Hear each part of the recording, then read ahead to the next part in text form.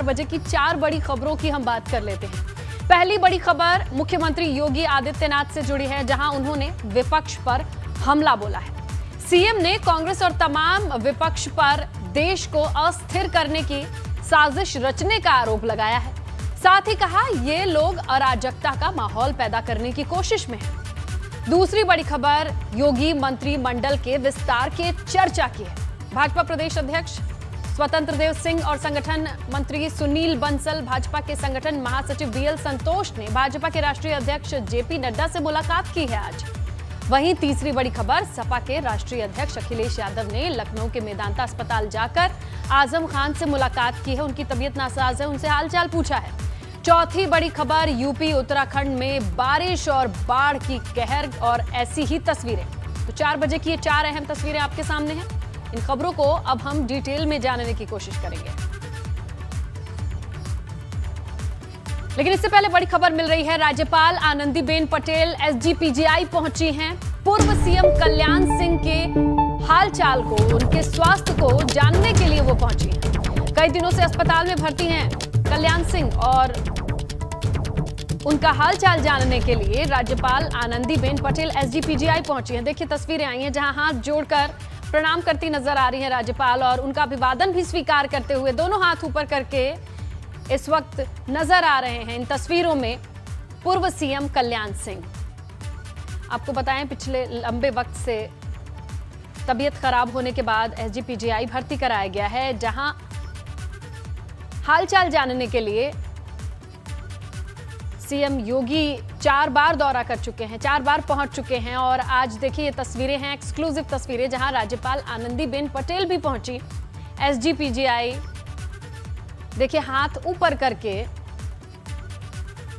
कुशल क्षेम पूछने के लिए राज्यपाल पहुंची, प्रणाम किया और ये देखिए किस तरीके से जवाब दिया पूर्व सीएम कल्याण सिंह ने, जहां पर उनके हौसले को देखा जा सकता है।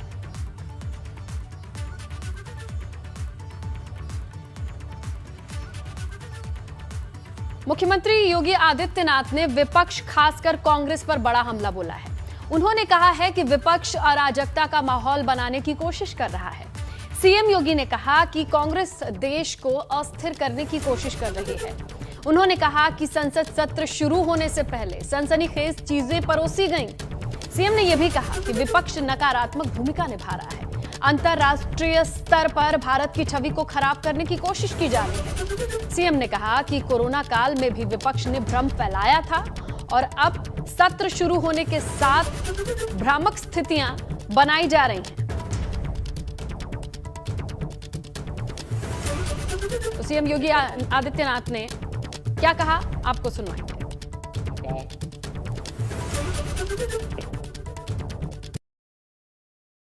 कोरोना कालखंड के दौरान देश के कोविड प्रबंधन को WHO और दुनिया के देश सराह रहे थे, लेकिन भारत के अंदर विपक्ष एक ऐसा माहौल बनाने का प्रयास कर रहा था जैसे कि सरकार इन सभी चीजों से अनभिज्ञ है और महामारी से लोग मर रहे हैं। अंतर्राष्ट्रीय स्तर पर भारत की छवि को खराब करने, भारत को अस्थिर करने के लिए जिन मंसूबों के साथ विपक्ष कार्य कर रहा है, यह अत्यंत दुर्भाग्यपूर्ण है। कोरोना कालखंड के दौरान देश के मांग कर रही है कि विपक्ष कोरोना कालखंड में जो एक विषाक्त वातावरण विपक्ष ने बनाया था देश के दुनिया के अंदर, देश की छवि को खराब करने का कुत्सित कार्य किया था, उसको लेकर के भी और संसद सत्र की कार्रवाई को निर्बाध और निर्विघ्न संपन्न करवाने में योगदान देने की बजाय अपनी इस नकारात्मकता के कारण जनपक्ष से जुड़े हुए, जनता से जुड़े हुए ज्वलंत मुद्दों को संसद में न उठने देना, ये आम नागरिक के जीवन के साथ खिलवाड़ है।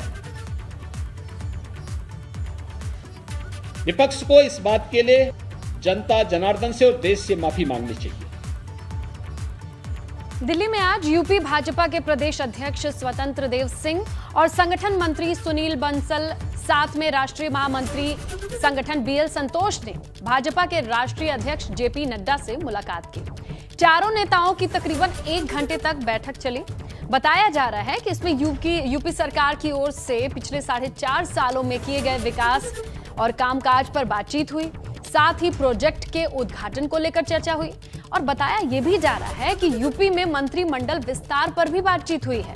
साथ ही यूपी में गृह मंत्री अमित शाह और जेपी नड्डा के दौरे को लेकर भी बातचीत हुई है।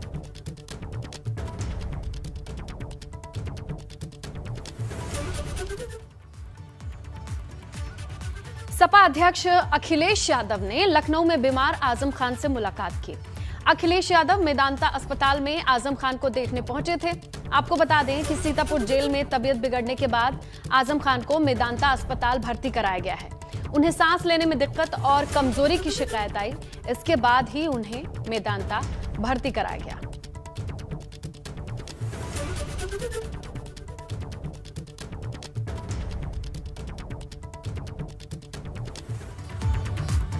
और भाजपा के नए बने उत्तर प्रदेश युवा मोर्चा के अध्यक्ष प्रांशु दत्त द्विवेदी आज नोएडा पहुंचे तो उनके स्वागत में सैकड़ों कार्यकर्ता डीएनडी पहुंच गए, जिसकी वजह से यहां लंबा जाम लग गया। घंटों तक डीएनडी और नोएडा सेक्टर 18 पर सड़कें जाम दिखी। ट्रैफिक पुलिस भी इस जाम खुलवाने की कोशिश में लगी हुई नजर आई। वहीं सेक्टर 93 फ्लाईओवर के नीचे भी सैकड़ों कार्यकर्ता बीजेपी के यूं ही खड़े रहे और ये लंबा जाम और इसकी तस्वीरें आपके सामने हैं।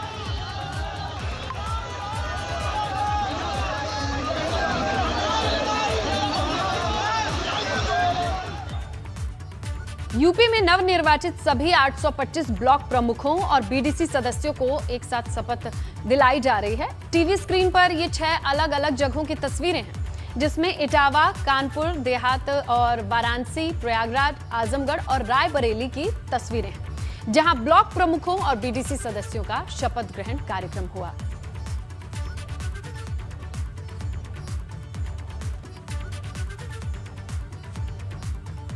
खबर औरैया से है, जहां बकरीद से पहले मंडियों में लापरवाही का आलम देखने को मिल रहा है। लोग बिना सोशल डिस्टेंसिंग का फॉलो किए या पालन किए मंडी पहुंच रहे हैं, खरीदारी में लगे हैं। ऐसे में सवाल यह है कि आखिर तीसरी लहर को लेकर खतरा सिर पर है, लोगों के भीतर डर है, तो इस तरीके की लापरवाही किस तरफ लेकर जाएगी। जहां देखिए खचाखच भीड़ है, मास्क नजर नहीं आ रहा है, लोग खरीदारी के लिए किस तरीके से उमड़े हैं।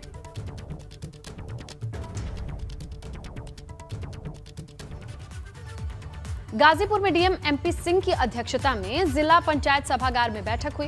बैठक में बकरीद और सावन को ध्यान में रखते हुए शांति और कानून व्यवस्था बनाए रखने पर चर्चा हुई। साथ ही कोरोना के दरमियान त्योहारों को लेकर गाइडलाइंस के तहत कैसे इन त्योहारों को संपन्न कराया जाए, इस पर मंथन हुई।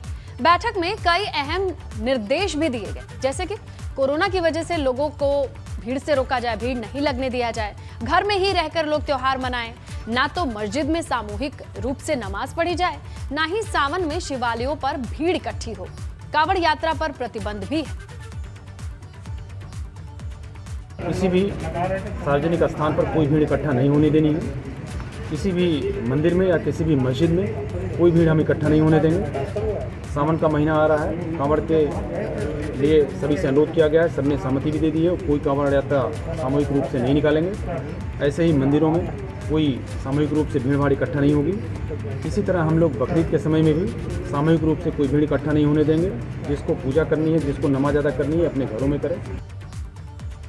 और उधर कानपुर में पुलिस और प्रशासन ने बकरीद में कोरोना प्रोटोकॉल का पालन कराने की तैयारी की है। इसके लिए मुस्लिम धर्म गुरुओं के साथ एक बैठक करके इस बारे में एक राय बनाई गई कि ईदगाहों में नमाज नहीं होगी। धर्म गुरु भी लोगों से अपील कर रहे हैं कि सामाजिक दूरी का पालन करते हुए त्योहार घर पर ही मनाएं। वहाँ पे ये स्पष्ट करना जरूरी है कि करंट जो नियम सरकार ने बनाए हैं उसमें एक धार्मिक स्थल पर 50 लोगों की ही अनुमति दी जा रही है, जिसका मतलब यह है कि जो मोहल्ले की मस्जिद हैं, स्थानीय मस्जिदें हैं, वहाँ पे ही बेहतर होगा कि नमाज अदा की जाए। शिफ्ट में चाहे तो कर सकते हैं। ईदगाह में सभी की सहमति बनी है कि नमाज करना ठीक नहीं होगा। लखनऊ में 50% तक कम होगा इलेक्ट्रिक बसों का किराया। आपको बताएं कि 3 किलोमीटर तक जो 10 रुपए का किराया होता था उससे 5 रुपए किया जाएगा और नगरीय परिवहन निदेशालय की ओर से भेजे गए प्रस्ताव को प्रशासन की मंजूरी मिली है। अब 26 जुलाई को मंडलायुक्त बोर्ड की बैठक होगी और ये प्रस्ताव आएगा। लखनऊ समेत 14 शहरों को इसका फायदा भी मिलेगा। जहां अधिकतम किराया 40 रुपए हुआ करता था वो अब 35 रुपए होगा। राजधानी लखनऊ समेत प्रदेश के तमाम जिलों को जल्द ही इलेक्ट्रिक बसों की सौगात मिलेगी। इसके लिए आज से इन बसेस का प्रोटोटाइप ट्रायल शुरू हो गया है। आप देख सकते हैं यही वो बसें हैं इलेक्ट्रिक जो अब प्रदेश के तमाम शहरों की सड़कों पर दौड़ती हुई नजर आएंगी। राजधानी लखनऊ की बात करें तो 100 बसें लखनऊ में चलेंगी। बहरहाल 1 महीने के लिए पहले इनका ट्रायल होगा। इस ट्रायल के दौरान इन बसों में जो पैसेंजर का वजन होता है उसके बराबर जो सैंड की बोरियां होती हैं उनको रखा जाएगा सीट्स पर और उसके बाद इनको रवाना किया जाएगा। ट्रायल के दौरान सभी तकनीकी पहलू देखे जाएंगे। काफ़ी खास है ये इलेक्ट्रिक बसें अपने आप में।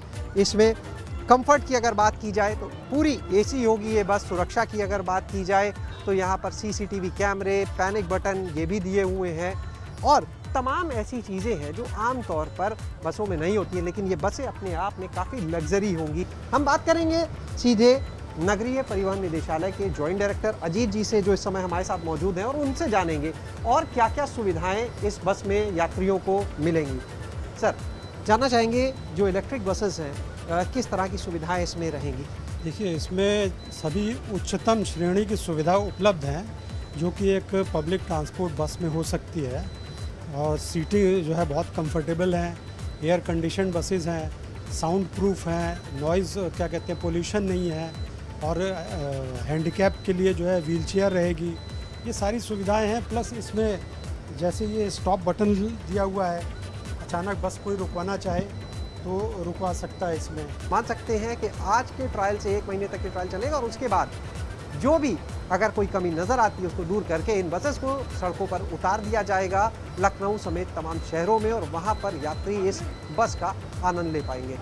कैमरा सहयोगी प्रमोद के साथ शैलेश अरोरा, एबीपी गंगा, लखनऊ। कानपुर का एक वीडियो तेजी से वायरल हो रहा है जहां तस्वीरों में देखा जा सकता है कि युवक कार के आगे बोनट पकड़ के लटका हुआ है और कार चालक कार को रोक ही नहीं रहा है। धड़ल्ले से ये वैन चली जा रही है।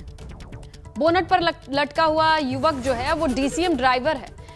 कहानी यह है कि डीसीएम और कार में टक्कर आमने सामने की हुई, जिसके बाद मामूली कहासुनी में कार चालक ने डीसीएम चालक को जबरन किस तरीके से धक्का दिया और ये देखिए तस्वीरें। अब कानपुर पुलिस ने जनता की मदद मांगी है, अपील की है कि वो आगे आकर कार चालक की पहचान करने में मदद करें।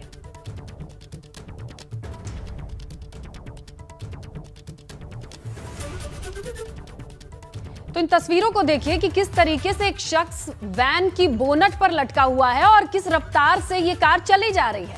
अब इस पूरे मामले पर कानपुर पुलिस सामने आई है और लोगों से कह रही है कि जिस किसी ने भी इस पूरे घटनाक्रम को देखा है वो मदद करे कार चालक की पहचान करने में, क्योंकि फ्लाईओवर पे इस तरीके से इस स्पीड में इस कार को भागता आप देख रहे हैं।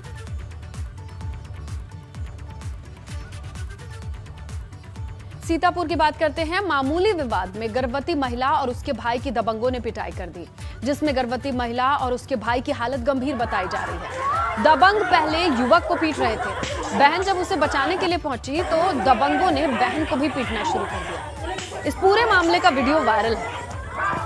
थाने में तहरीर देकर पीड़ित ने न्याय की गुहार लगाई है। खैराबाद महादेवपुरवा का ये पूरा मामला बताया जा रहा है, जिसकी तस्वीरें आपके सामने हैं।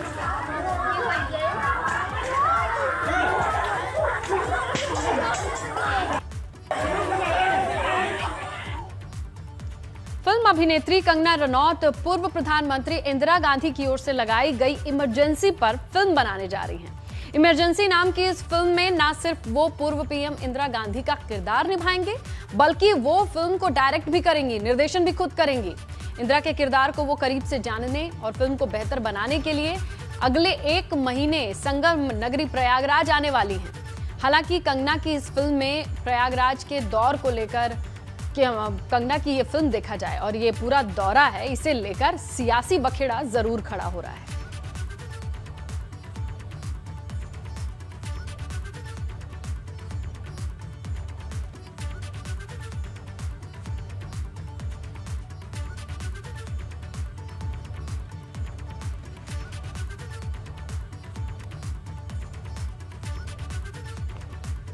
तो इंदिरा गांधी का किरदार और इमरजेंसी का वो दौर, इसे लेकर कंगना रनौत एक फिल्म बनाने जा रही हैं जिसमें ना सिर्फ वो पूर्व पीएम की भूमिका निभाएंगी बल्कि इस फिल्म को वो डायरेक्ट भी कर रही हैं। और किरदार को समझने के लिए, माहौल को समझने के लिए वो प्रयागराज आने वाली हैं, लेकिन इन सारी चीजों पर सियासत भी होने लगी है।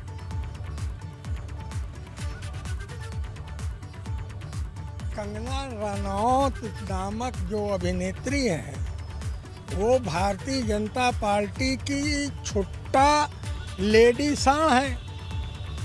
मोदी जी जिस भी कैरेक्टर को आक्रमण खुद करना होता है उसके लिए जो है, जैसे पुराने ज़माने में जो है राजा महाराजा लोग जो है वो पालते थे खुफिया एजेंट, उसी तरीके से जो है उन्होंने एक लेडी सांड पाल रखा है। कंगना रनौत जी एक बहुत उच्च कोटि की कलाकार हैं, राष्ट्रीय फिल्म पुरस्कार से सम्मानित रही हैं। लगातार सामाजिक प्लेटफॉर्मों पर उनकी विभिन्न प्रकार की प्रतिक्रियाएं आती रहती हैं और एक कलाकार के नाते अगर उनको लगता है कि आपातकाल इस देश का एक बड़ा विषय रहा है और उसे जनता को बताना चाहिए, तो इस पर अगर वो फिल्म बना रही तो मैं तो इस बात का स्वागत करता हूं। और निश्चित रूप से कांग्रेस के लोगों को ये बात समझना चाहिए कि अगर इंदिरा गांधी उनकी नेता हैं, उनके तमाम उपलब्धियों को अगर आप गाना गाते हैं तो कम से कम इस देश पर जो एक कलंक थोपा है कांग्रेस के द्वारा, इंदिरा गांधी के द्वारा आपातकाल के रूप में। कंगना रनौत जो है एक्सपेरिमेंटल फिल्में बनाती हैं, उनकी फिल्में महिला प्रधान फिल्म होती हैं और अलग हटके होती हैं और एक समाज को एक मैसेज देने वाली बात है। अगर वो इमरजेंसी पे फिल्म बना रही हैं तो इसका मतलब है वो इंदिरा गांधी के ऊपर फिल्म बना रही है और इमरजेंसी इंदिरा गांधी के जीवन का एक हिस्सा था, उन्होंने लगाया जिसका देश के ऊपर व्यापक असर पड़ा। आज भी उसका असर देखने को मिल रहा है। जो भी सरकारें आती हैं ये होती, वो इमरजेंसी का नाम ज़रूर लेती हैं। चर्चा है कि कंगना रनौत अगले महीने प्रयागराज आ सकती हैं, उस प्रयागराज जहां की जन्मी और पली बढ़ी इंदिरा गांधी का किरदार वो फिल्म इमरजेंसी में निभाने जा रही हैं। कांग्रेस ने कंगना रनौत को प्रयागराज में घुसने नहीं देने का अल्टीमेटम दिया है, तो वहीं बीजेपी ने ये साफ कर दिया है कि कांग्रेस को किसी भी कीमत पर विरोध नहीं करने दिया जाएगा और अगर विरोध होता है तो उसका अंजाम कतई ठीक नहीं होगा। बेशक कांग्रेस और बीजेपी कंगना रनौत के बहाने अपने सियासी नफे नुकसान का अंदाजा लगा रहे हों, लेकिन ये तय है कि इस विवाद से कंगना और उनकी फिल्म इमरजेंसी को फायदा होना तय है। कैमरामैन रोहित श्रीवास्तव के साथ मोहम्मद मोइन, एबीपी गंगा, प्रयागराज। चलिए बात कर लेते हैं गोंडा की, जहां जिला प्रशासन बाढ़ से निपटने के लिए युद्ध स्तर पर तैयारियों में जुटा है। यहां सरयू नदी अभी खतरे के निशान से नीचे बह रही है, लेकिन सरयू का जल स्तर लगातार बढ़ने लगा है और इससे कटान का खतरा भी बना हुआ है। लोगों में दहशत का माहौल है। परसोली माझा का प्राथमिक स्कूल आधे से अधिक कटान के चलते नदी में धराशायी हो गया है। तस्वीरें देखिए और अंदाजा लगाइए, आधी बिल्डिंग कभी भी जमींदोज हो सकती है। इससे पहले आई बाढ़ में ऐसे कई स्कूल नदी में समाहित हो चुके हैं।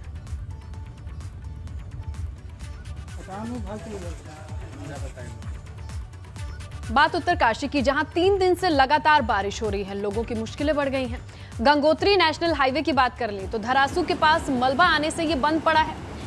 हाईवे से आवाजाही करने वाले लोग परेशान हैं। उधर इन इलाकों में अभी भी बारिश हो रही है, जहां पर आपदा आई है। प्रभावित परिवारों को सुरक्षित जगह पर भेजा गया है। कंकराड़ी ग्राम सभा मांडो में कल बादल फटने से भारी तबाही हुई थी।